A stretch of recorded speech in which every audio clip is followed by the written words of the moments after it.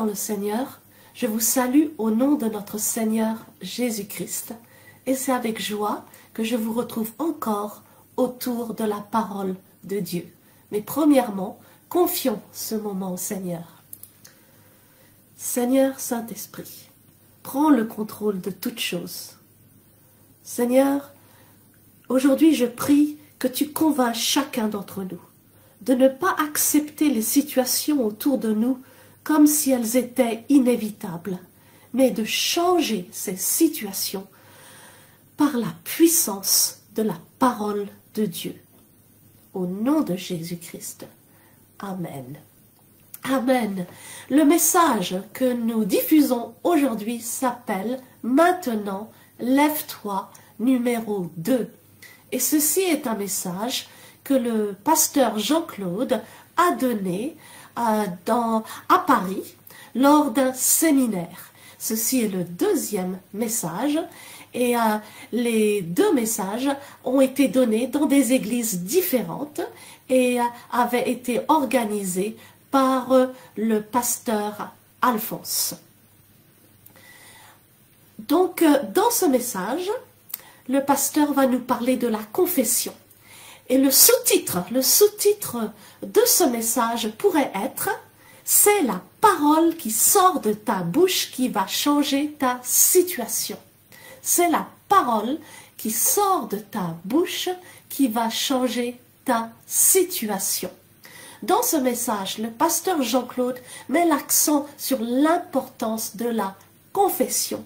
Et quand nous employons le mot confession, cela ne veut pas dire avouer ses péchés et se repentir. Ceci est très important. La confession, le mot confession en grec est homologeo. Homologeo. Homo veut dire le même et logeo veut dire ou parler. Donc la confession veut dire la même chose, dire la même chose. Donc nous devons dire la même chose que Dieu. Nous devons dire la même chose que la parole de Dieu. Même si la situation est contraire à la parole de Dieu, nous ne devons pas confesser ce que nous voyons, mais nous devons confesser la parole de Dieu. Et le pasteur, dans cet enseignement, pour illustrer ses propos, va prendre l'exemple de deux personnages de l'Ancien Testament. Premièrement, Caleb. Caleb, voilà, parmi la génération de ceux qui sont sortis d'Égypte, seuls Josué et Caleb sont rentrés dans la promesse. Caleb était animé d'un esprit différent. Le pasteur Jean-Claude aimait particulièrement Caleb. Et d'ailleurs, un livre a été écrit juste après la mort du pasteur Jean-Claude par le pasteur Amen Époux. Et le titre de ce livre, c'est « Un autre esprit ». Et c'est un titre qui décrit très bien la personne du pasteur Jean-Claude. Et le livre décrit et analyse les enseignements du pasteur Jean-Claude. Donc Caleb veut dire attaquer comme un chien. Amen. Et malgré son âge avancé, Caleb était prêt à combattre les géants pour hériter la montagne que Moïse lui avait promise.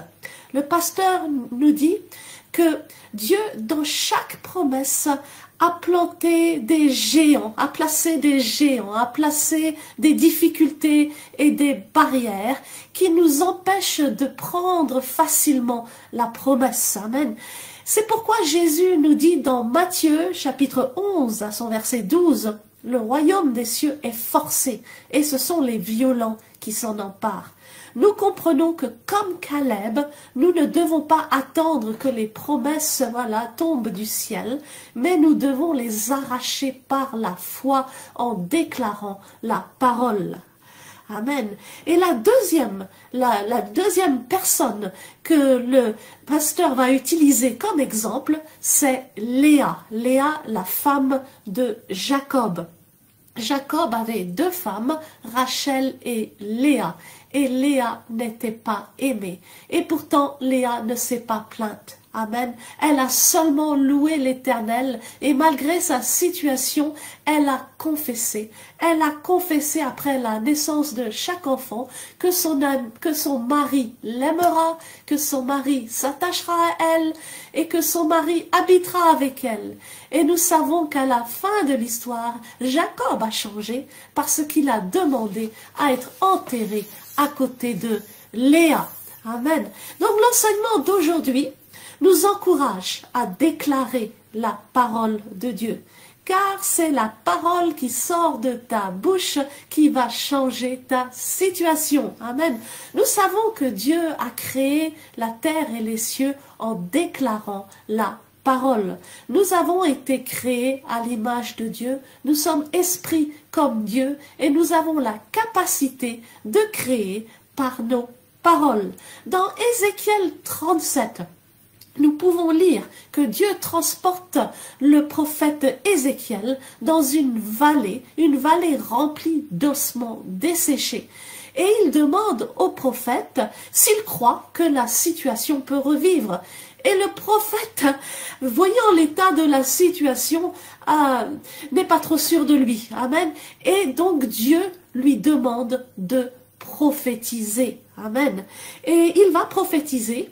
Et les ossements vont revivre et ils vont devenir une grande armée. Donc dans les situations mortes et désespérées, le Seigneur nous demande de prophétiser, d'ouvrir la bouche et de relâcher la parole de Dieu.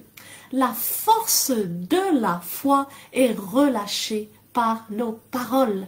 La force de la foi est relâchée par nos paroles. 2 Corinthiens 4 à son verset 13 dit « Et comme nous avons le même esprit de foi qui est exprimé dans cette parole de l'Écriture, j'ai cru, c'est pourquoi j'ai parlé. Nous aussi, nous croyons et c'est pour cela que nous parlons. La force de la foi est relâchée par nos paroles. Des paroles remplies de foi active la loi de l'esprit de vie.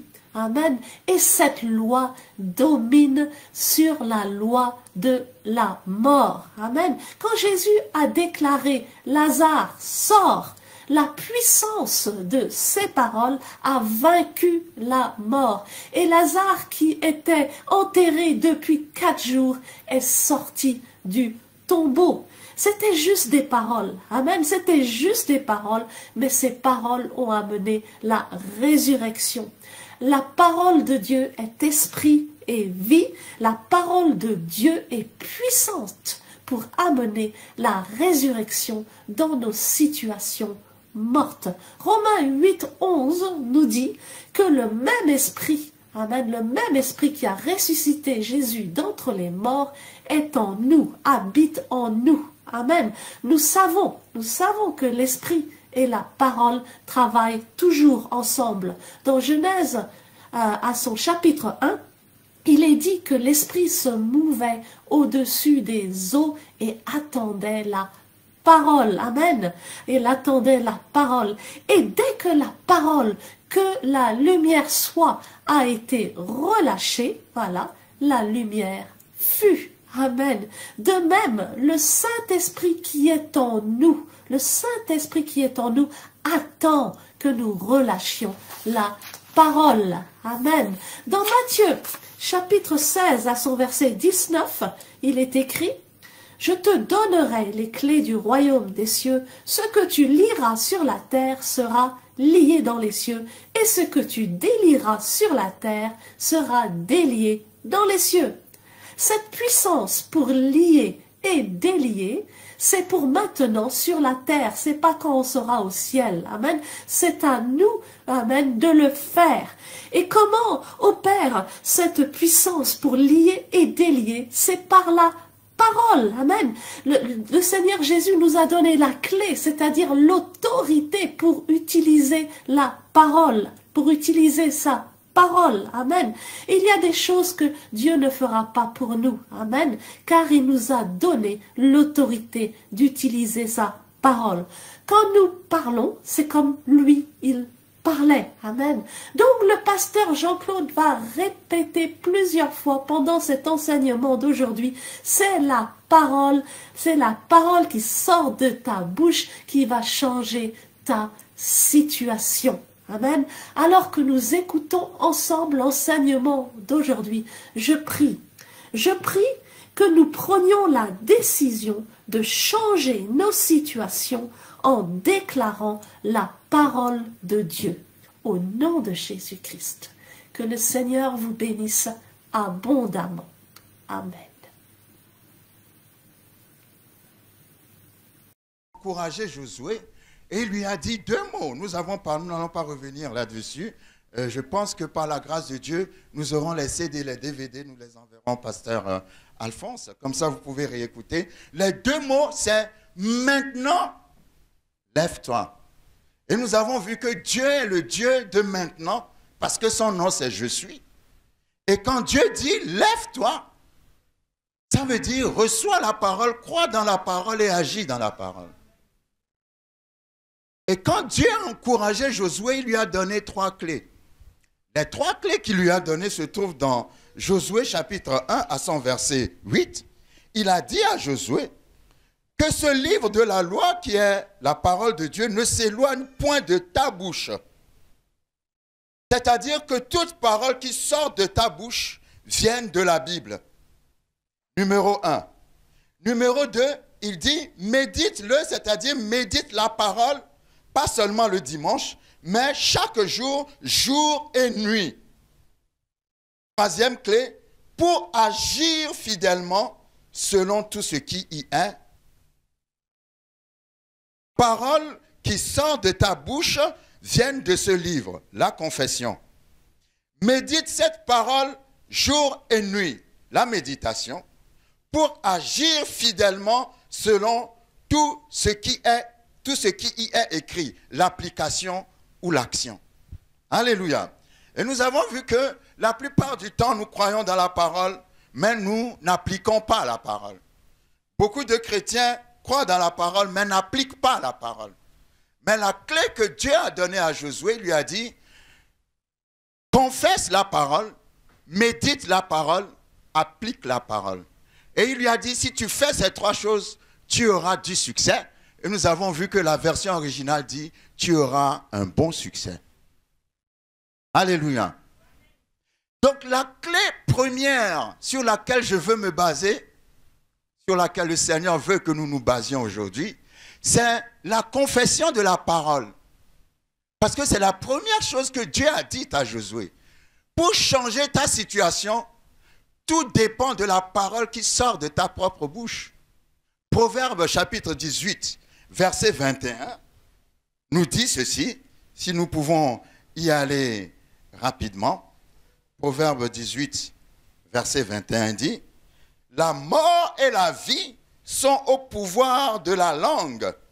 Quiconque l'aime en mangera les fruits. » La mort et la vie sont au pouvoir de la langue.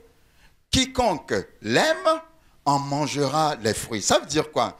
Ça veut dire que c'est ce que ta langue dit, c'est ce que ta langue confesse, c'est ce qui va arriver dans ta vie. C'est quoi la confession? La confession, c'est la répétition de la même chose. Il y a des gens, ils ont toujours tendance à répéter la même chose.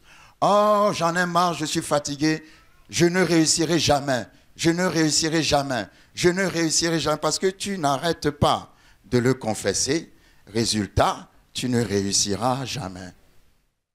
Ce sont des petites choses qui sont très importantes devant Dieu, mais que nous ne respectons pas. Et quand Dieu a parlé à Josué, la première clé qu'il lui a donnée pour sortir de sa situation et traverser le Jourdain, c'était « confesse la bonne parole ». Vous savez, vous n'avez pas besoin de vivre la bonne situation avant de confesser la bonne parole. Parce que votre situation ne changera pas la parole de Dieu, mais la parole de Dieu changera votre situation. Ah non, je vais répéter encore. Je dis, votre situation ne changera pas la parole, Mais la parole de Dieu changera votre situation. Et la parole changera votre situation si vous la confessez. C'est pour ça que la Bible parle de l'esprit d'adoration, pas de l'esprit de lamentation. Vous savez, une bonne prière, ce n'est pas forcément une prière qui se plaint devant Dieu. Une bonne prière, c'est une prière qui confesse la parole de Dieu. C'est une prière qui rappelle à Dieu ce que Dieu lui-même, il a dit. Dieu dit, rappelle-moi ma parole et plaidons ensemble. Il faut rappeler à Dieu sa parole parce que dans la Bible, il y a une parole de Dieu pour chaque situation de la vie. La Bible dit, si tu es malade, par les meurtrissures de Jésus, tu as été guéri. La Bible dit, si tu es pauvre, que Jésus a été fait pauvre de riche qu'il était afin que toi, tu deviennes riche. Alléluia. Si vous regardez dans la Bible, il y a toujours une parole par rapport à ce que tu vis. Mais ce qui se passe, c'est que la plupart du temps, quand nous sommes dans des situations difficiles, nous confessons la situation difficile. Et si tu confesses la situation, ben la situation ne va jamais disparaître. Est-ce que quelqu'un me suit?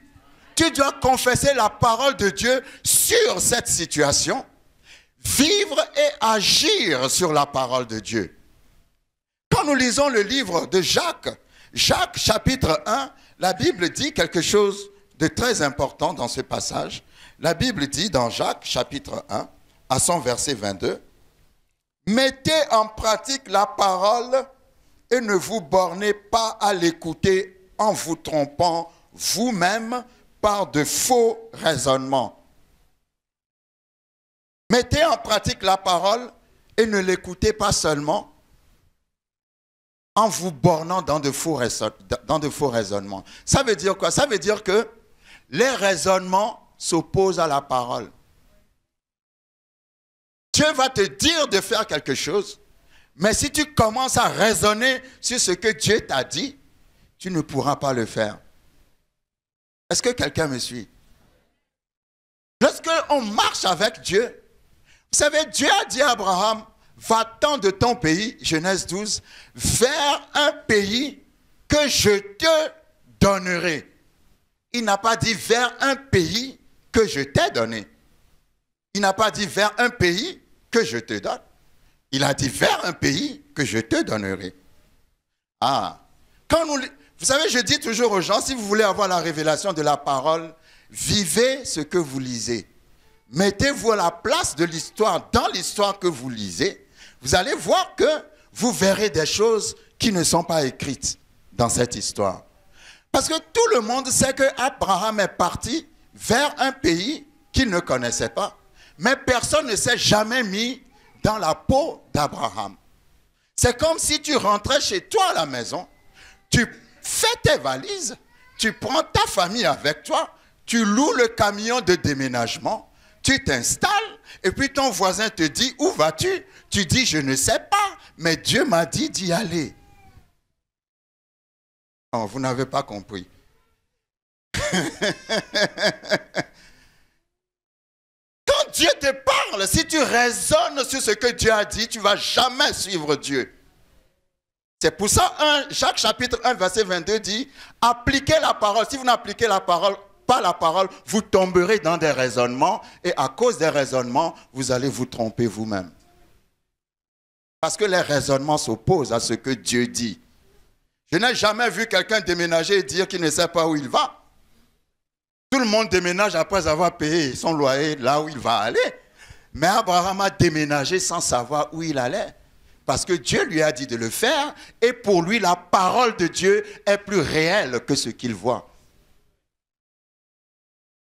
Quand on marche avec Dieu, les choses invisibles sont plus réelles que les choses qu'on voit. C'est ça la foi. Parce qu'à chaque fois, le diable nous attend toujours dans le raisonnement. Vous savez, le diable nous attaque par la pensée. C'est tout. Comment il nous attaque? Il met des pensées à toi. Un point, un trait. Et à cause de ces pensées, c'est pour ça que la Bible dit de nous renouveler nos pensées dans le Seigneur. Ça veut dire quoi? Ça veut dire que quand toi-même tu sais que tes pensées ne sont pas en ligne avec ce que la parole de Dieu dit, ne suis pas ces pensées. Est-ce que vous me suivez? Parce que le diable nous attaque par les pensées. C'est par les pensées. Vous savez, quand Jésus était dans le désert, la Bible dit que Satan est venu le tenter. Mais Satan n'est pas venu en chair et en os. Satan l'a tenté par les pensées. La tentation, c'est toujours par les pensées. Le diable va t'attaquer en mettant une pensée en toi. La Bible dit que au temps où les rois allaient en guerre, David est resté à la maison. Comme quoi, il faut savoir être à la bonne place par rapport à qui on est. Tous les rois étaient en guerre, mais David, qui était roi, était à la maison. Et il était sur sa véranda et il a vu une femme se baigner. Et il y a une pensée, une seule pensée, une petite pensée qui est venue dans sa tête. Et il n'a pas renouvelé cette pensée dans le Seigneur.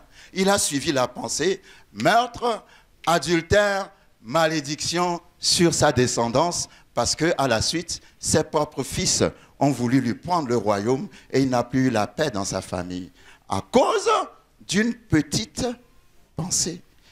Le diable ne viendra pas lui-même pour t'attaquer. Non, il va mettre des pensées en toi. Amen.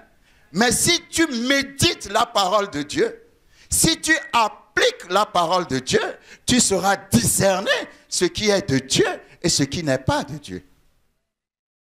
La confession de la parole, la méditation de la parole et l'application de la parole. Mais je veux insister sur la confession de la parole. Parce que si vous confessez, si nous confessons la bonne parole, nous aurons la bonne méditation et nous aurons les bonnes actions. Est-ce que quelqu'un me suit? Lorsque nous allons dans le livre de Nombres, nous allons remarquer que lorsque les enfants d'Israël sont sortis de l'esclavage de la terre d'Égypte, Dieu leur a promis un territoire. Ce territoire s'appelle Canaan. Et la Bible dit, avant d'entrer dans le territoire, dans Nombres chapitre 13, Moïse a choisi 12 princes, un prince de chaque tribu, 12 espions, qu'il a envoyés dans la terre promise juste pour espionner le territoire. Et la Bible dit, quand les 12 espions sont partis dans la terre promise, quand ils sont revenus, Nombres chapitre 13, verset 32, ils ont dit ceci, le pays que nous avons parcouru pour l'explorer est un pays qui dévore ses habitants. Tous ceux que nous y avons vus sont des hommes d'une haute taille et nous y avons vu les géants, enfants d'Anak, de la race des géants. Nous étions à nos yeux et aux leurs comme des sauterelles. Sur les 12 espions, 10 ont dit, nous ne pouvons pas prendre le territoire. Et pourtant Dieu a dit, je vous ai déjà donné ce territoire. 10 ont dit, nous ne pouvons pas le prendre. Et 2 ont dit, nous pouvons le prendre. Les 2 qui ont dit, nous pouvons le prendre, ça s'appelle Josué et Caleb. Alléluia. Vous voyez, Moïse avait envoyé 12 espions. Quand ils sont revenus, il n'y avait pas d'unité ni d'accord entre eux. Quand Josué a remplacé Moïse, quand il allait envoyer ses espions, il en avait envoyé 2. Parce qu'il voulait plus d'unité que de désaccord. Car là où il y a l'unité, les choses sont plus faciles. Ah, merci Seigneur. Ils ont dit, nous ne pouvons pas prendre ce que Dieu nous a promis. Je vais vous dire que quand Dieu vous promet quelque chose dans l'Esprit de Dieu, il vous l'a déjà donné. Nous, nous attendons le temps de l'accomplissement, mais pour Dieu, c'est déjà accompli. Alléluia. Et les 10 qui ont dit qu'ils ne peuvent pas le prendre, ils ont incité tout le peuple à se révolter contre Moïse et à ne pas croire qu'ils pouvaient rentrer dans la terre promise. La Bible dit, Josué et Caleb ont fait taire le peuple pour leur dire que Dieu est capable. Mais le peuple n'a pas voulu les écouter. Vous savez ce qui m'épate, c'est que pour rentrer dans ta promesse, cela dépend de ce que tu dis. Parce que c'est à cause de leur bouche que certains n'ont pas vu la terre promise. Et c'est à cause de leur bouche que d'autres sont rentrés dans la terre promise. Donc, tout dépend de ce qui sort de ta bouche. Même dans les situations les plus impossibles, tu dois toujours confesser que Dieu est capable. La Bible dit, celui qui est en moi est plus grand que celui qui est dans le monde. La Bible dit, je peux toutes choses par Christ qui me fortifie. Rien n'est impossible à toi. Spécialement quand ce sont des promesses que Dieu t'a promises. Parce que Dieu a dit à Abraham, je le jure par moi-même, je bénirai ta postérité et ta postérité possédera la porte de ses ennemis. Genèse 22. C'est-à-dire que la postérité en question, c'est Jésus-Christ. C'est-à-dire Jésus-Christ ou tous ceux qui, comme nous, sont en Jésus-Christ, posséderont la porte de leurs ennemis. Les ennemis, ce n'est pas nos frères et nos sœurs, c'est la pauvreté, c'est les démons, c'est les attaques, c'est les blocages, c'est la maladie, c'est la malédiction, c'est ça nos ennemis. Et Dieu a dit à Abraham, je le jure par moi-même. Ah, quand Dieu dit, je le jure par moi-même, déjà quand Dieu parle, ce qu'il parle, il accomplit, mais quand sur ce qu'il parle, il dit encore, je le jure par moi. La Bible dit, on jure par quelqu'un qui est plus grand que soi. Mais Dieu a regardé autour de lui, il n'a vu personne de plus grand que lui, et il a dit à Abraham, ah, je le jure par moi-même. Alléluia! Ah, non seulement je te fais la promesse, mais au-dessus de la promesse, je le jure par moi-même que ta descendance possédera la porte de ses ennemis. Ah, merci Seigneur, la Bible dit que celui qui croit en Jésus-Christ est fils d'Abraham. Amen. Nous sommes la descendance et nous posséderons la porte de nos ennemis. Mais quand ils sont partis dans la terre promise, ils ont dit, c'est extraordinaire, hein, quelqu'un doit changer son langage. Je dis quelqu'un doit changer son langage. Pour que ta situation change, ton langage doit d'abord changer. Ils ont dit à Moïse, nous y avons vu des géants, nous étions à nos yeux et aux leurs comme des sauterelles. Mais quand ils ont vu les géants ne leur ont rien dit.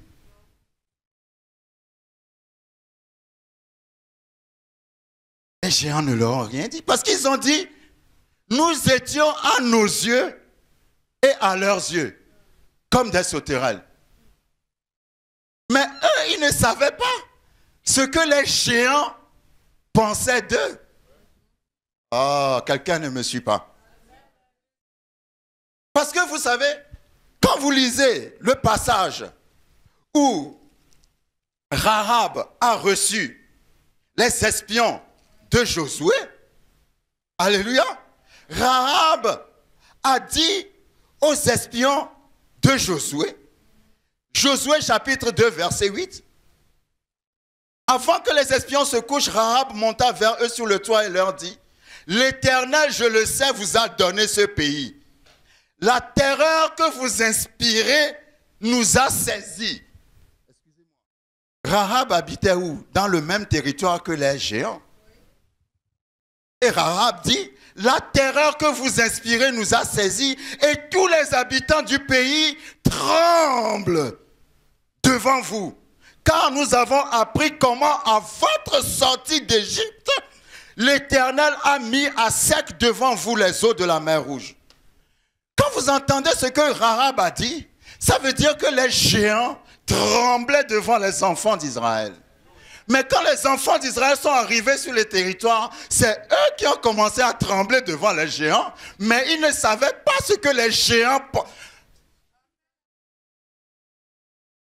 Ah, tu ne sais pas ce que ta situation pense de toi. Oh non, toi tu dis la situation est trop difficile, mais tu ne sais pas ce que la situation pense de toi. Tu ne sais pas ce que la maladie pense de toi. Tu ne sais pas ce que la pauvreté pense de toi. Parce que Rahab a dit, tous les habitants du territoire tremblent en entendant parler des enfants d'Israël. Ah, tu es un enfant d'Israël? Aucune situation ne peut te résister dans le nom de Jésus. Tu donnes la force à la situation parce que tu confesses la mauvaise parole.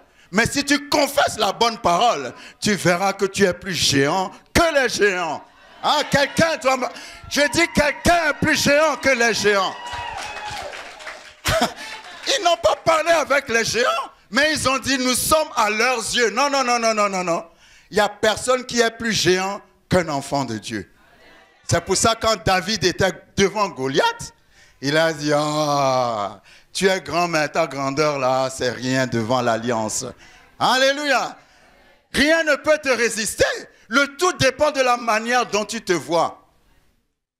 Si tu as la bonne vision de toi-même, rien ne peut te résister. David n'a pas tremblé devant Goliath. Il aurait pu trembler devant Goliath. Mais il a dit, au nom de l'Éternel, je viens contre toi. Il s'est basé sur l'alliance. Parce que Dieu ne trahit pas son alliance. Il a dit, qui est cet incirconcis? Il a traité Goliath d'incirconcis. Parce que c'est la circoncision qui était le symbole de l'alliance. Et les incirconcis sont ceux qui n'ont pas d'alliance. Mais lui, fils et enfant d'Israël, il était circoncis, il avait une alliance. Et il dit, parce que j'ai une alliance avec Dieu, que tu sois aussi géant comme une montagne, ça ne m'inquiète pas. Parce que quand on a une alliance, on ne combat pas soi-même. C'est l'alliance qui combat pour toi. Et David a dit, ah non, moi je suis circoncis, mais toi tu es un incirconcis. Tu ne connais pas Dieu. Parce que mon Dieu est le plus grand de tous les dieux. Je vais te terrasser. Non seulement il a terrassé, mais en plus il lui a coupé la tête. Et vous savez où il a enterré la tête de Goliath? Il a enterré à la porte de Jérusalem. Il a enterré la tête de Goliath dans un endroit qu'on appelle le lieu du crâne. Un endroit qu'on appelle Golgotha. Vous avez vu comment David a coupé la tête au diable? À Goliath, c'est de la même manière que Jésus a coupé la tête au diable à Golgotha, là où on a enterré le crâne de Goliath. David était une image de Jésus-Christ et Goliath une image du diable. Alléluia. Mais David a vaincu parce qu'il s'est basé sur l'alliance. Comment tu as une alliance avec Dieu? Quand tu crois en Jésus-Christ, la Bible dit que tu es rentré dans l'alliance. Jésus vit en toi, le Saint-Esprit vit en toi. Toi, tu vois les situations et tu trembles devant les situations, alors que ce sont les situations qui tremblent devant toi. Ah, j'informe quelqu'un aujourd'hui que ce qui te fait trembler, c'est plutôt cette chose qui tremble devant toi. Mais tu dois recevoir cette information, que celui qui est en toi est plus grand que ce qui est devant toi, parce que Dieu vit en toi et Dieu va combattre pour toi. Dieu t'a déjà donné la victoire. Il ne faut pas confesser comme ces espions qui ont dit « Nous étions à leurs yeux comme des sauterelles ». Non, mais ils ne savaient pas que les géants tremblaient devant eux. Ah, je t'informe aujourd'hui que ta situation tremble devant toi. Ta situation ne tremble pas. Dieu a dit à Jérémie « Ne tremble pas devant eux, sinon je te ferai trembler moi-même ». Vous savez, il y a une différence quand tu trembles et quand c'est Dieu qui te fait trembler. Alléluia. Ne tremble pas. Dis à ton voisin, ne tremble pas, ne tremble pas. Ne tremble pas, ne tremble pas. Ne tremble pas. Et la Bible dit, ils ont tellement confessé des paroles négatives, comme quoi ils ne pouvaient pas prendre le territoire, que Dieu s'est fâché. Quand vous lisez Nombre 14 à son verset 28, la Bible dit, Dieu parle et Dieu leur dit, dis-leur je suis vivant, dit l'Éternel, je vous ferai ainsi que vous avez parlé à mes oreilles. Vous voyez, Dieu fait ce qu'on parle à ses oreilles. Je répète, c'est ce qui sort de ta bouche, c'est ce que Dieu fait. Dieu dit, je vous ferai ainsi que vous avez parlé à mes oreilles. Donc, tous ceux qui ont douté de la promesse de Dieu, sur les 10 espions et leurs descendants, tous ceux qui ont douté de la parole de Dieu, la Bible dit que, écoutez, je vais bien lire ce passage parce que je parle à quelqu'un qui doit changer son langage. La Bible dit, dis-leur, je suis vivant, dit l'Éternel, je vous ferai ainsi que vous avez parlé à mes oreilles. Vos cadavres tomberont dans ce désert. Vous tous, dont on a fait le dénombrement, en vous comptant depuis l'âge de 20 ans et au-dessus, et qui avez murmuré contre moi, vous n'entrerez point dans le pays que j'avais juré de vous faire habiter, excepté Caleb, fils de Jephuné, et Josué, fils de Nun. Toute cette génération qui est sortie de l'Égypte, jusqu'à ceux qui ont 20 ans, toute cette génération qui est sortie ils sont tous morts dans le désert. Pourquoi ils sont morts dans le désert? Parce qu'ils ont confessé qu'ils ne pouvaient pas rentrer dans la terre promise. Sauf 2 personnes et un mort. Ah, j'aime trop cette histoire. Sauf 2 personnes. Je vais vous inviter rapidement. Allons rapidement dans le livre de Genèse, chapitre 50. Vous savez, dans Genèse, chapitre 50, la Bible nous dit, Genèse 50, la Bible nous parle de la mort de Joseph. Joseph a dit, dans Genèse 50, la Bible dit, verset 25, Joseph fit jurer les fils d'Israël en disant, Dieu vous visitera. Ah, je dis à quelqu'un, Dieu te visitera. Je dis, Dieu te visitera. Dieu te visitera dans le nom de Jésus. Et vous ferez remonter mes eaux loin d'ici. Joseph mourut âgé de 110 ans. Avant de mourir, Joseph a prophétisé qu'un jour, ils partiront de l'Égypte et iront dans la terre promise. Et Joseph a dit, quand ce jour viendra, il faut aller chercher mon cercueil au cimetière. Je ne serai plus vivant, mais mes ossements vont rentrer dans la terre promise avec cette génération. Et Joseph a parlé plus de 400 ans avant qu'il ne sorte de l'Égypte. Et la Bible dit, quand vous lisez Exode chapitre 13, verset 19, que le jour où Moïse sortait de l'Égypte, ils sont partis avec les ossements de Joseph. Maintenant, toute la génération qui est sortie de l'Égypte a été détruite et est morte dans le désert, sauf leurs descendants. Et sauf dans cette génération, Josué et Caleb. 2 personnes. Vous imaginez 2 personnes dans toute une génération.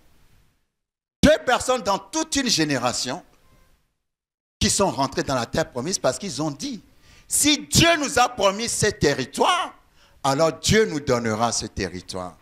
Et à cause de leurs paroles, ils sont rentrés dans la terre promise avec les ossements de Joseph. Et moi, il y a quelque chose qui m'énerve ou qui me révolte. C'est que je ne comprends pas qu'un mort puisse rentrer dans la terre promise et que les vivants meurent dans le désert. Parce que le mort a eu la foi pour rentrer dans la terre promise et toi, tu n'as pas suffisamment de foi pour recevoir les promesses de Dieu. Ah, on doit acclamer Joseph. Je dis on doit acclamer Joseph. Parce qu'il est mort, mais ses ossements ont reçu la promesse. Parce qu'avant le temps de la délivrance, il avait suffisamment foi en Dieu. Ah, merci Seigneur. Merci Seigneur. Merci Seigneur. Ils ont reçu le territoire, ils ont reçu la promesse de Dieu à cause de ce que leur bouche a confessé. Maintenant, tu dois changer ta façon de parler. Tu ne dois plus dire je suis malade, tu dois dire je suis guéri. Tu ne dois plus dire je suis pauvre, tu dois dire je suis riche. Tu ne dois plus dire je suis captif, tu dois dire je suis libre. Tu ne dois pas confesser ce que le diable te fait. Quand Dieu a parlé à Josué, quand il a dit que ce livre de la loi ne s'éloigne pas de ta bouche, il était en train de lui dire ne confesse pas ce que le diable te fait, mais confesse ce que Dieu te dit. Parce que quand tu vas confesser ce que Dieu te dit, tu vas voir que la situation va changer. La situation va changer. La situation va... Vous savez, j'aime beaucoup Caleb. J'aime beaucoup Josué aussi. Le nom Josué, comme nous avons vu hier, est traduit Yeshua.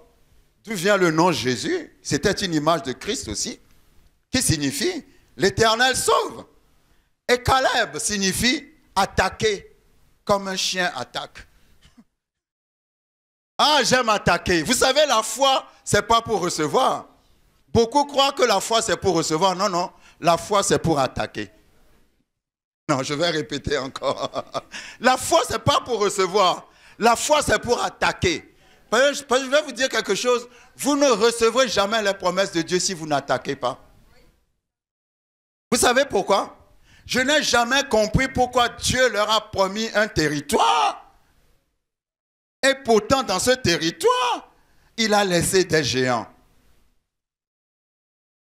Dans chaque promesse de Dieu, il y a un géant. Je répète, dans chaque promesse de Dieu, il y a un géant. C'est là où tu as besoin de la foi. Parce que la foi te permet d'attaquer le géant qui est dans ta promesse. Ah, Josué et Caleb ont dit, qu'il soit géant ou qu'il ne soit pas géant, ça ce n'est pas notre problème. Nous savons une chose, c'est que Dieu a dit, ce territoire, c'est pour vous. Et si Dieu l'a dit, Dieu dit qui ose s'opposer à mes projets. Personne ne peut s'opposer à mes projets. Si Dieu l'a dit, Dieu le fera. Ah, tu ne sais peut-être pas comment il va le faire, mais tu n'as pas besoin de ça. Vous savez, la foi ne cherche pas à savoir comment. Vous savez, quand vous commencez à chercher à savoir comment, ça veut dire que vous êtes tombé dans le raisonnement. Et le raisonnement s'oppose à la foi. Parce que quelqu'un m'a dit, la foi, c'est être fou. Parce qu'il faut être fou pour déménager sans savoir où tu vas. La Bible a dit que Abraham est le père de la foi. Quelqu'un me suit? Il faut être fou. La Bible dit d'Abraham, à 100 ans, la Bible dit, Abraham a devancé joyeusement l'événement. La Bible a utilisé une expression en parlant d'Abraham, espérant contre toute espérance, il a cru dans la parole que Dieu lui a donnée. Il avait 100 ans, sa femme avait 90 ans et était stérile, mais malgré ça, il a cru que sa femme peut lui donner un enfant. La Bible a utilisé dans Romains chapitre 4 l'expression « espérant contre toute espérance » qui est traduit « devancer joyeusement l'événement ».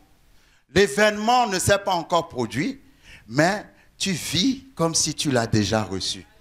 Ah! Il y a des gens qui attendent de voir avant de croire, mais Jésus a dit « heureux ceux qui croient sans avoir vu ». Devancer joyeusement l'événement. C'est-à-dire à 100 ans, si tu rentrais dans la maison d'Abraham, il n'avait pas encore Isaac, mais il y avait les biberons partout, il y avait les berceaux, il y avait la layette, il y avait tout. Et quand tu rentres dans sa maison, tu te dis, mais où est le bébé? Parce qu'il a devancé joyeux. C'est pas devancer l'événement, non. C'est devancer joyeusement l'événement. C'est ce que ça signifie. Romains 4, espérer contre toute espérance. Et je vais vous dire quelque chose. Je vais vous dire quelque chose. Comment Dieu a changé la situation d'Abraham? Il a d'abord changé son nom. Vous savez pourquoi? Parce que c'est ce que tu confesses qui va t'arriver. Avant, il s'appelait Abraham, qui signifie père élevé. Mais quand Dieu était prêt à le bénir, il a dit, on ne t'appellera plus Abraham, on t'appellera Abraham, qui signifie père des nations. Alors quelqu'un qui n'a pas d'enfant et qui vient vous dire, à partir d'aujourd'hui, tu m'appelles le père des nations, mais je n'ai pas d'enfant. On a commencé à l'appeler père des nations, père des nations, père des nations, père des nations, et à force de l'appeler père des nations, il est devenu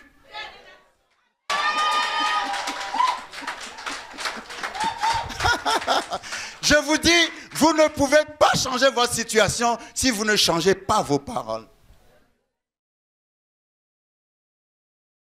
Josué chapitre 14. La Bible dit dans ce passage que Caleb, à l'âge de 85 ans, quand ils étaient rentrés dans la terre promise, il avait 45 ans. Quand il confessait avec Josué qu'ils peuvent prendre le territoire malgré les géants, il avait 45 ans. Maintenant, 40 ans sont passés. C'est pour ça que j'aime Caleb. Caleb l'attaquant. Alléluia. Ah, j'aime la foi qui attaque. Je n'aime pas la foi qui reçoit parce que pour recevoir, il faut attaquer d'abord. Tu dois attaquer les géants qu'il y a dans ta promesse. Parce qu'il y a les géants dans la promesse. C'est pour ça que Dieu a laissé les géants dans la terre promise. Donc, à chaque fois que Dieu te promet quelque chose, tu auras toujours des barrières à franchir. Mais toi, tu ne baisses pas les bras. Tu dois te souvenir de Caleb. Dans le nom de Jésus, je prie que l'esprit de Caleb rentre dans ta vie aujourd'hui. Que tu n'aies plus peur des géants, que tu n'aies plus peur des blocages, que tu n'aies plus peur des montagnes, que tu n'aies plus peur de l'adversité, que tu n'aies plus peur du diable, que tu n'aies plus peur des sorciers, que tu n'aies plus peur des situations, que tu n'aies plus peur des épreuves. Parce que Caleb n'a peur de rien. Il avait la foi qui attaque. À 85 ans, il est parti trouver Josué. Ah, j'aime bien Caleb. Et il a dit à Josué, Josué chapitre 14, à partir du verset 8. Verset 6. Les fils de Juda s'approchèrent de Josué à Gilgal. Et Caleb, fils de Jephouné, le Kénizien, lui dit, tu sais ce que l'Éternel a déclaré à Moïse, homme de Dieu, à mon sujet et au tien à Kadès Barnéa. J'étais âgé de 40 ans lorsque Moïse, serviteur de l'Éternel, m'envoya de Kadès Barnéa pour explorer le pays, et je lui fis un rapport avec droiture de cœur. Mes frères qui étaient montés avec moi découragèrent le peuple, mais moi je suivis pleinement la voie de l'Éternel, mon Dieu. Et ce jour-là, Moïse jura en disant, le pays que ton pied a foulé sera ton héritage à perpétuité, pour toi et pour tes enfants, parce que tu as pleinement suivi la voie de l'Éternel, mon Dieu. Maintenant, voici, Caleb dit à Josué, l'Éternel m'a fait vivre comme il l'a dit. Il y a 45 ans que l'Éternel parlait ainsi à Moïse, lorsque Israël marchait dans le désert. Et maintenant, voici, je suis âgé aujourd'hui de 85 ans. Je suis encore vigoureux comme au jour où Moïse m'envoya. J'ai autant de force que j'en avais alors, soit pour combattre, soit pour sortir et pour entrer. Donne-moi cette montagne dont l'Éternel a parlé dans ce temps-là. Vous savez, la montagne, c'était une promesse que Moïse avait faite à Caleb quand Caleb avait 45 ans. 40 ans sont passés. Maintenant, Caleb avait 85 ans. Et Caleb est parti trouver Josué. Il a dit, tu te souviens quand on était il y a 40 ans avec Moïse. Tout le monde a dit, on ne peut pas rentrer dans le territoire. Mais nous avons confessé que nous pouvons y rentrer. Maintenant, il y a une promesse que Moïse m'a faite. Il m'a dit qu'il va me donner cette montagne. Mais la montagne dont Caleb parle, c'est un endroit qui est habité par des géants. Et il dit à Josué, j'ai 85 ans, mais je me sens aussi fort que quand j'avais 45 ans. Si tu me donnes cette montagne, je vais combattre les géants dans la montagne et je vais posséder la montagne. La foi, c'est un état d'esprit. La foi n'a rien à voir avec ton âge. La foi n'a rien à voir avec ta situation. C'est un état d'esprit. Même à 85 ans, il raisonnait comme s'il avait 40. Vous avez déjà vu un homme de 85 ans aller combattre des géants? Il ne s'agit pas de combat spirituel. Hein? Il s'agit de combat physique. Et il a dit à Josué, je vais les combattre comme quand j'avais 45 ans. Et l'expression c'est, donne-moi cette montagne. Ça c'est la foi qui parle. Vous savez, Les montagnes, parfois, c'est les problèmes. Des fois, on essaie de fuir les problèmes. Si vous contournez la montagne ira vous attendre plus loin encore. Autant faire face à la montagne maintenant. Caleb a dit, je n'ai pas peur de la montagne, je viens te demander, tu me donnes cette montagne. Dis à ton voisin, donne-moi cette montagne. Ah, donne-moi cette montagne. Parce que le Dieu qui était avec moi il y a 45 ans, sera encore avec moi à 85 ans. Et la même victoire que j'ai eue hier, je vais encore l'avoir aujourd'hui. Ah, il y a des chrétiens qui ont des témoignages au passé composés. Mais Dieu est le Dieu d'hier, il est le Dieu de maintenant et il est le Dieu de demain. Donc s'il t'a donné un témoignage hier, il va te donner un témoignage aujourd'hui et il te donnera un témoignage demain. J'ai 85 ans, mais le Dieu que j'ai connu à 45 ans sera encore avec moi. Ah, il sera encore avec moi. J'ai dit, il sera encore avec moi. Parce que mon Dieu ne change pas. Mon Dieu ne change pas. Mon Dieu ne change pas. Ce qu'il a fait avec moi il y a 45 ans. Ah, il y a des gens qui aiment trop dire, avant Dieu a fait ceci. Non, Dieu n'est pas mort. S'il l'a fait avant, il peut le faire encore.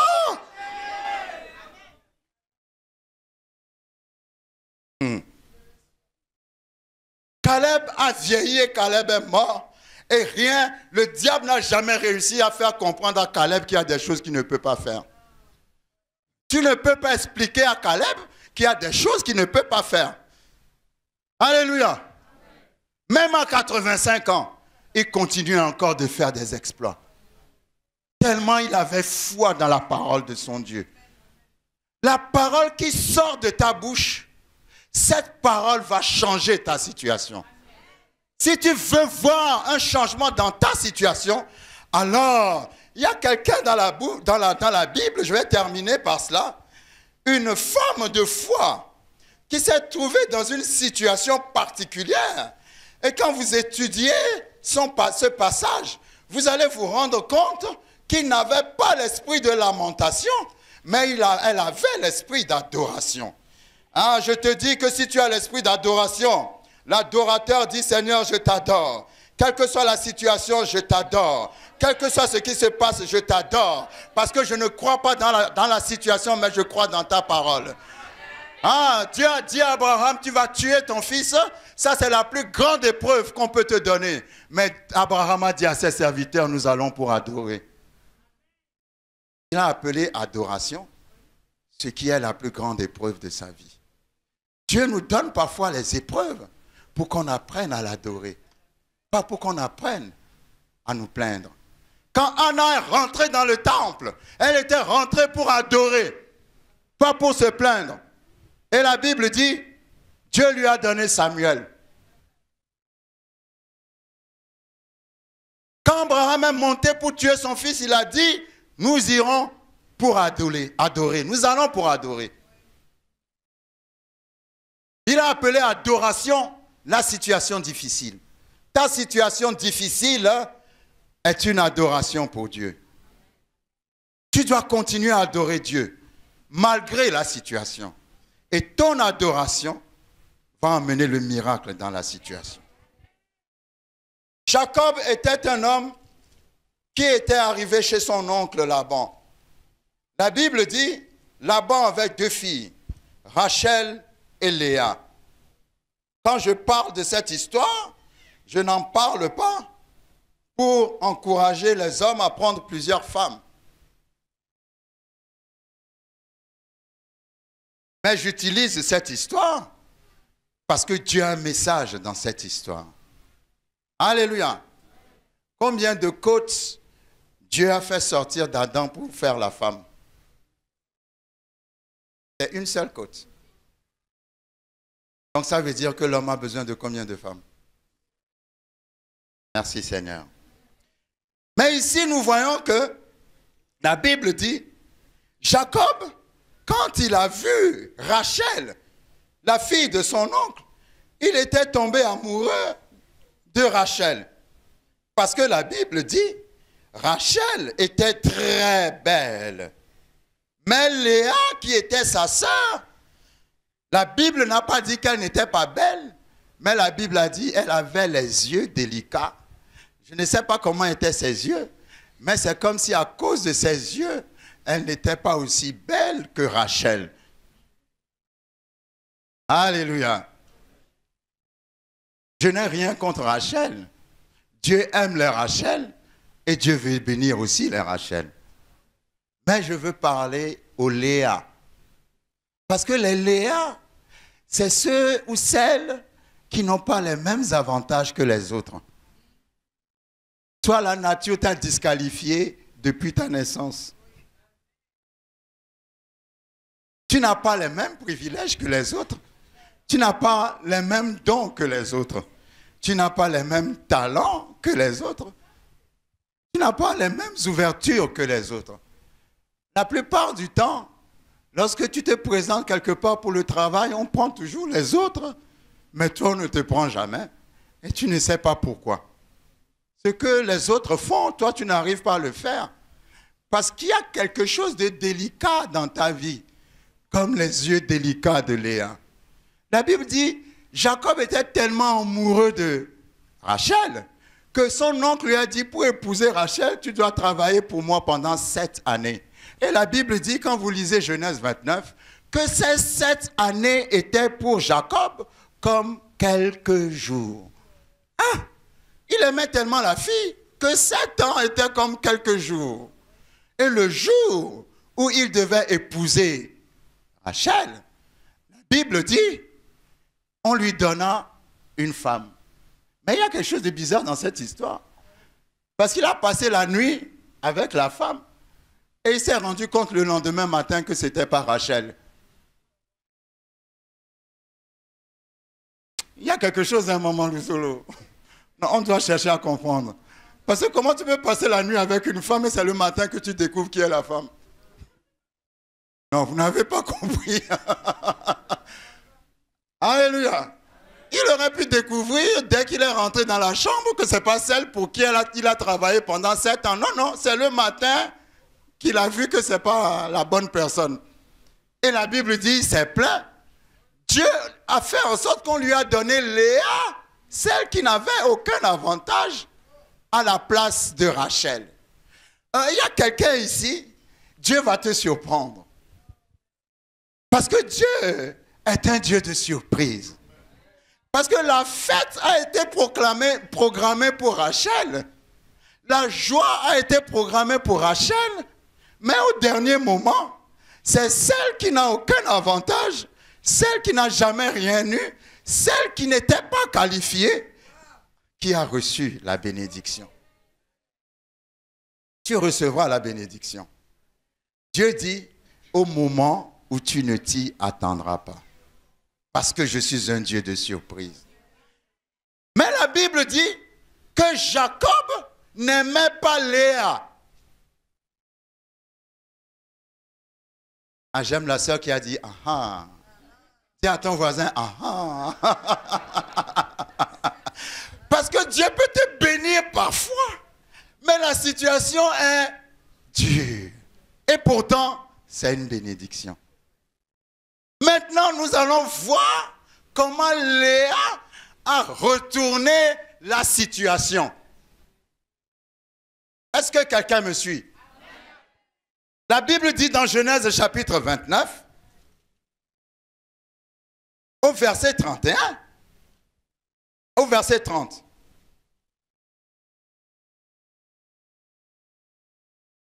Verset 31, l'Éternel vit que Léa n'était pas aimée et il la rendit féconde, tandis que Rachel était stérile. L'Éternel n'a pas rendu Rachel stérile. Rachel était déjà stérile. Ce n'est pas l'Éternel qui la rend. L'Éternel ne rend personne stérile. Alléluia. Mais la Bible dit, l'Éternel vit que Léa n'était pas aimée. Et la version anglaise dit, l'Éternel vit que Léa n'était pas aimée et il ouvrit ses entrailles. Ah, j'aime bien cette image. L'Éternel vit que Léa n'était pas aimée et il ouvrit ses entrailles. Dans le nom de Jésus, Dieu va ouvrir les entrailles de quelqu'un. Je dis, Dieu va ouvrir tes entrailles au nom de Jésus. Dieu va mettre une ouverture là où il n'y a pas d'ouverture. Ah, Dieu va mettre la faveur là où il n'y a pas de faveur. Léa n'était pas aimée, mais Dieu aime les gens que les hommes n'aiment pas. C'est ça que j'aime chez Dieu. La Bible dit, les choses viles qu'on a rejetées, ce sont ces choses que Dieu prend pour en faire quelque chose. Ah, Dieu fera de toi quelqu'un. Je dis, Dieu fera de toi quelqu'un. Et la Bible dit, l'Éternel ouvrit les entrailles de Léa et la rendit, et Léa devint enceinte et enfanta un fils à qui elle donna le nom de Ruben, car elle dit, l'Éternel a vu mon humiliation et maintenant mon mari m'aimera. Je vais vous dire quelque chose. Léa ne s'est jamais plainte. Léa n'a jamais dit, pourquoi mon mari ne m'aime pas? Léa n'a jamais maudit Dieu en disant, pourquoi tu as fait que je suis trouvé dans cette situation? Non, non. Quand vous lisez l'histoire de Léa, Léa confessait toujours de bonnes paroles malgré la mauvaise situation. Quand elle a eu un enfant, elle a prophétisé. Elle a dit, mon mari m'aimera.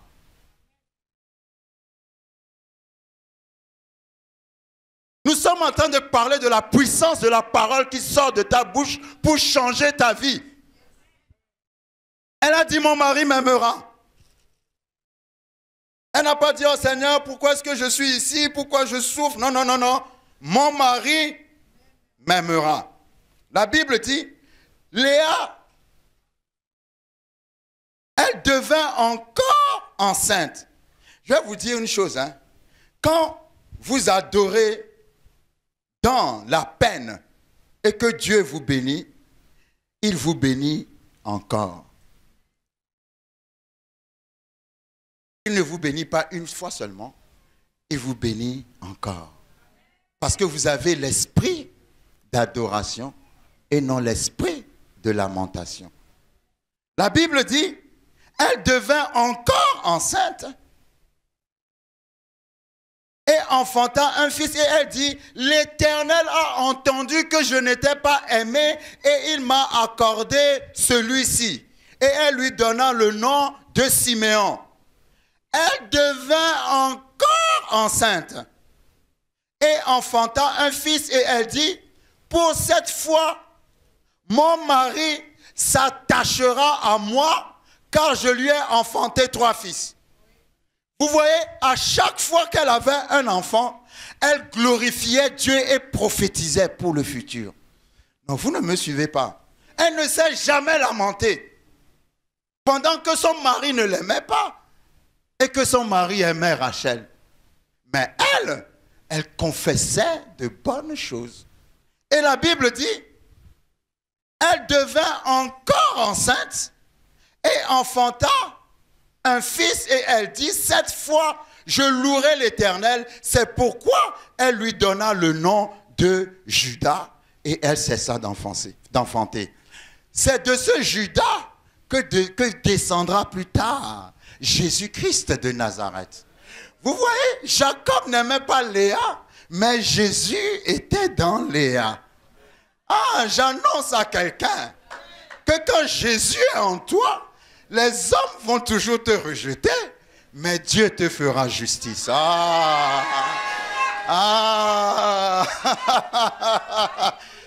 Jésus n'était pas dans Rachel.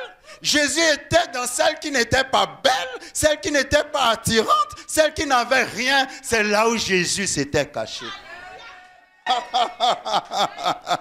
Et la Bible dit, lorsque nous passons en Genèse 30 à son verset 17, maintenant je ne dis pas que c'est un péché d'être belle. Alléluia. Si tu es belle, c'est aussi une bénédiction. Si tu n'es pas belle, tu es toujours belle devant le Seigneur. Parce que pour le Seigneur, tout le monde est beau et tout le monde est belle. Alléluia. La Bible dit, verset 17, Genèse 30, Dieu exauça Léa qui devint enceinte et elle enfanta un 5e fils à Jacob. Léa dit, Dieu m'a donné mon salaire parce que j'ai donné ma servante à mon mari, et elle l'appela du nom d'Issachar. Léa devint encore enceinte et enfanta un 6e fils à Jacob. Léa dit, Dieu m'a fait un beau don. Cette fois, mon mari habitera avec moi.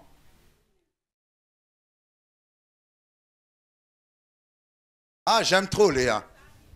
Ah, j'aime Léa. Léa ne s'est jamais plainte. À chaque fois, elle confessait toujours de bonnes choses. Et à la fin, elle a dit, cette fois, mon mari habitera avec moi. La Bible n'a jamais dit ce qui s'est passé après. Mais moi, je sais ce qui s'est passé après. Ce qui s'est passé après, c'est que Jacob est tombé amoureux fou de Léa. Parce que Léa n'a pas cessé de confesser, mon mari m'aimera. Mon mari m'aimera. Et à la fin, elle a dit, cette fois, mon mari va habiter avec moi. Vous savez pourquoi je suis sûr que son mari était devenu amoureux, fou d'elle? Lorsque nous lisons Genèse 49, nous allons nous arrêter là, après nous allons prier. Lorsque nous lisons Genèse chapitre 49, la Bible nous parle du jour où Jacob était mort. Alléluia. Lorsque nous lisons Genèse 49 à son verset 29, la Bible dit, puis il donna cet ordre, Jacob donna cet ordre, je vais être recueilli auprès de mon peuple, enterrez-moi avec mes pères dans la caverne qui est au champ d'Éphron le Héthien, dans la caverne du champ de Macpéla vis-à-vis de Mamré dans le pays de Canaan. C'est le champ qu'Abraham a acheté d'Éphron le Héthien comme propriété sépulcrale. Là, on a enterré Abraham et Sarah, sa femme. Là, on a enterré Isaac et Rebecca, sa femme. Et là, j'ai enterré Léa. Ah, j'ai envie de pleurer pour quelqu'un. Au début, Jacob n'aimait pas Léa. Mais Léa a tellement confessé, prophétisé de bonnes paroles sur sa propre vie, qu'à la fin, Jacob a commencé à l'aimer.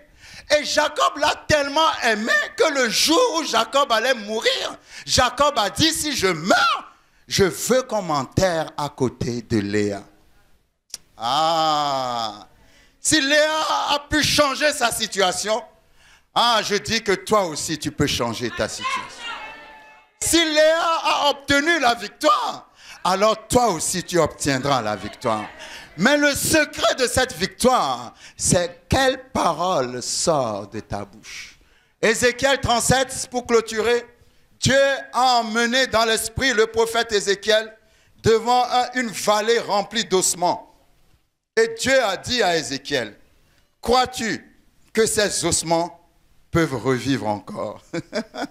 Et j'aime bien la réponse d'Ézéchiel, qui était un prophète, qui avait la capacité de voir dans le futur.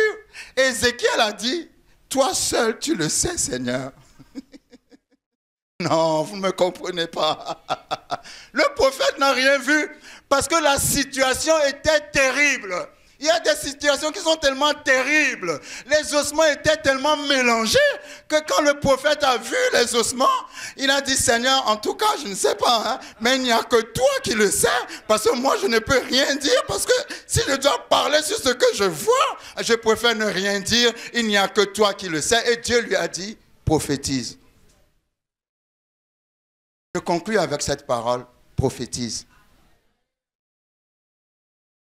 Prophétiser, c'est dire à la situation ce qu'elle doit être selon la parole de Dieu. Dis à ta situation ce qu'elle doit être selon la parole de Dieu. Parce que quand il a commencé à prophétiser, à la fin, la Bible dit que les ossements sont devenus une grande armée. Alléluia! Ah, je prophétise dans le nom de Jésus que tes ossements deviendront une grande armée. Je prophétise dans le nom de Jésus que Dieu va ressusciter tes situations. Je prophétise dans le nom de Jésus-Christ que les barrières vont disparaître. Je prophétise, est-ce que la chorale peut nous chanter toujours cette chanson, Jésus-Christ, l'agneau souverain? Ah, il y a quelque chose, j'aime trop cette chanson.